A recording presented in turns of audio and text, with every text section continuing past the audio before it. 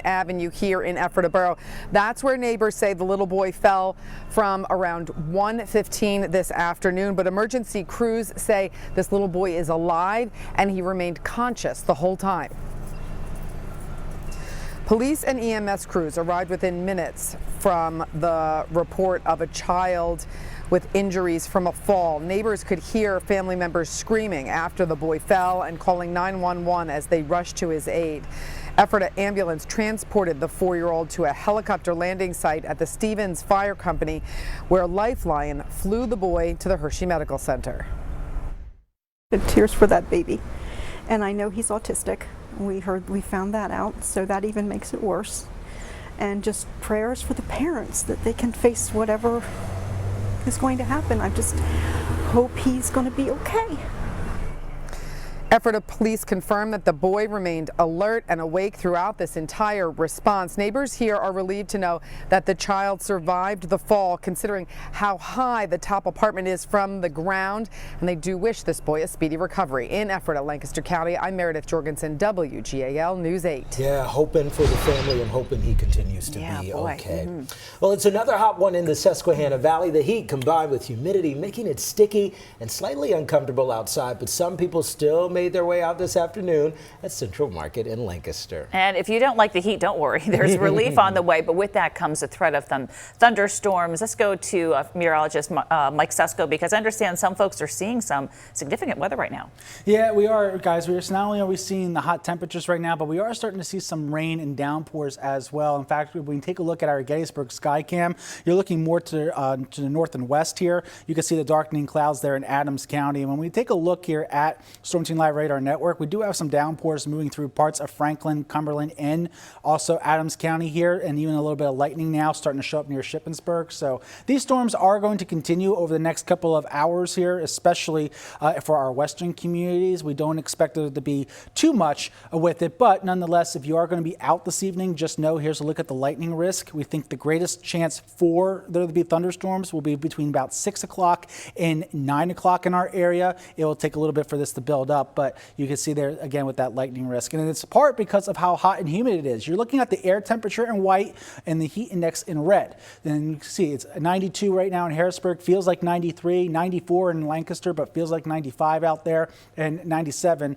in Gettysburg at this hour. And when we look at the 12-hour forecast, you can see the rain icons there, again lasting till about 9 o'clock for those scattered showers and thunderstorms as temperatures finally back off into the low 70s for the overnight lows, which would be a record warmth overnight tonight. So it's going to be a record warm night across the area, only dropping down to around 70 degrees across the area. Tomorrow, we do have a cold front that will come through, bring us some scattered showers and thunderstorms. There's a look at the risk for tomorrow. It is a marginal one, meaning an isolated strong storm or two is possible. We're watching for gusty winds with that. We'll talk more about this and then also Memorial Day weekend coming up in just a little bit, guys. All right. Thank you very much, Mike. And with the heat today, the chance for storms tonight and tomorrow, make sure you have a WGAL app so you have the most up-to-date weather forecast right in your hand, and make sure you have the notifications turned on. That way you can stay updated during the changing weather.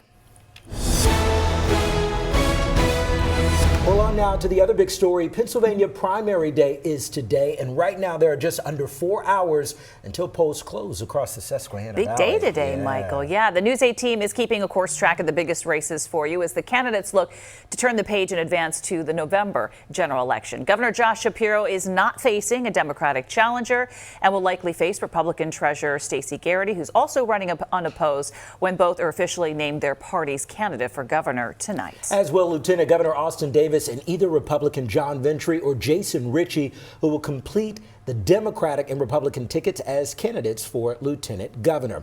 But one of the biggest contests in the Susquehanna Valley tonight is in the Pennsylvania's 10th congressional district. A lot of eyes on this race nationally as well. Democratic voters are choosing a candidate to take on Representative Scott Perry in November. And one of the key issues voters continue to talk about is affordability. We want to go out live to News 8's Thusmeen Mahfouz. She's at a polling site in Dauphin County with more on Douglas's campaign. Thusmeen? That's right, Lori and Michael. So Dauphin County Commissioner Justin Douglas voted here at the historic acres of Hershey this morning as he hopes to beat Janelle Stelson tonight and unseat Scott Perry in November. And like you said, we spoke to a lot of voters here in Dauphin County, and they tell us cost of living is one of, if not the most important topic for them tonight. And I want to share what some of those voters told us this afternoon. Yeah, I think we're in trouble, especially for young people. We're old people that are retired, so we know we're in trouble. But I think young people, I think they've really got to address it for the young people. I don't know how they feed their kids, you know. We're on fixed income, Yeah. so every little bit helps.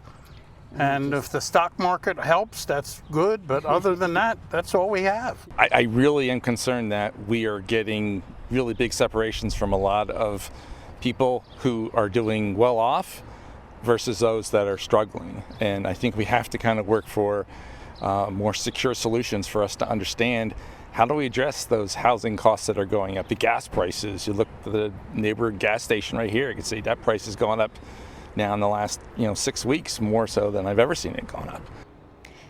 So where does Douglas stand on the issue? Well, he says he wants to give working people their government back, and that affordability is a centerpiece of his campaign. So Douglas supports, you're seeing it on your screen here, raising the wages, expanding paid family and medical leave, stronger overtime protections, and tougher enforcement against wage theft. On housing, Douglas says affordable housing is not just an economic issue. He calls it a matter of dignity. So he supports expanding affordable housing options. Also, he wants to see protections for tenants, assistance for first-time home buyers, and also he wants to see national rent stabilization policies that are tied to local incomes and inflation. So Douglas really is betting on a grassroots effort tonight. He is centered on the working class family, and he hopes that will carry him through tonight. Now, coming up at 5, we're going to focus on a hot button issue, and that's immigration and ICE enforcement. We'll tell you where voters stand on that issue, but for now, I want to send it over to my colleague, AJ Sisson, who's covering Janelle Stelson's campaign over in York City. Hey there, AJ. Yeah. Hey, Thusmine, yeah, we're over here at the Appel Center, which is in York City, still within the PA 10th Congressional District. Here we are in the final hours of the May primary itself. We're focusing on Janelle Stelson. She's a former news anchor, as you mentioned, taking on current Dauphin County Commissioner Justin Douglas for a spot on the ballot in November against incumbent Republican Representative Scott Perry. Stelson did lose the race for PA 10, the election there 2 years ago, to Perry, and now she's rerunning. As Thusmine talked about, and from what you heard from those voters earlier, a topic on voters' minds in the 10th District is wages and affordable housing. It's also a focal point in Stelson's campaign, reducing the cost of everyday goods and saying wages should be higher. Pennsylvania's minimum wage is $7.25 an hour, same as the federal minimum wage, a topic her and I spoke about today while she was at the polls. It's like an affordability crisis because you have the groceries, the utilities, hopefully the roof over your head, and now we have gas because of the war in Iran that Scott Perry backs. So people are really complaining about that a lot. Getting rid of the chaotic tariff taxes is one of the first things I'd like to do.